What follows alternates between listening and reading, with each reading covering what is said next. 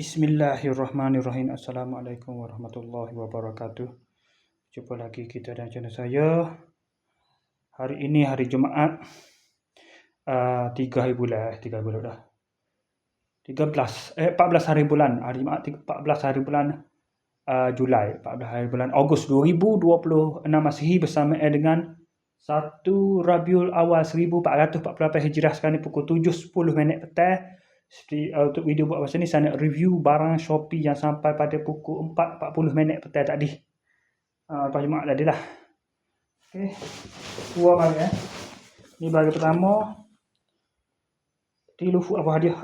Hadiah pula dah. Tilufu. Coklat tilufu.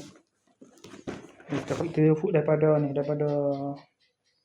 Jalan SP 5/5 Taman Serdang Perdana 43300 Seri Kembangan, Selangor, Malaysia, Petani Selangor.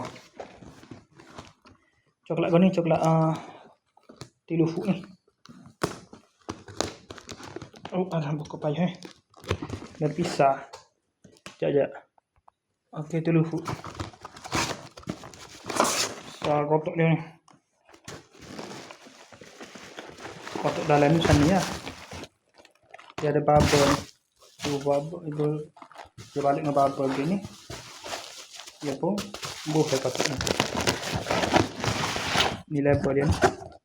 Dia balik luar gini.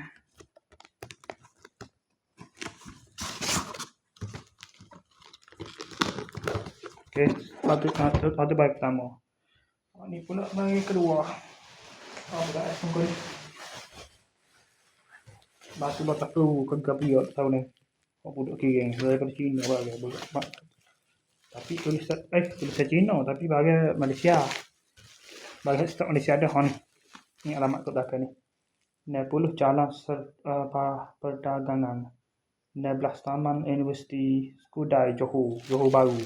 Johor. Dia bola apa dia panggil? Ada name putih dah. Tak boleh kau tak ibu boleh gini ya. Kau tunjuk pada logo dia ibu ada bekas dia.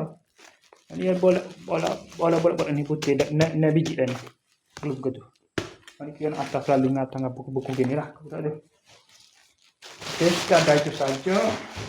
Assalamualaikum. Jumpa lagi. Bye.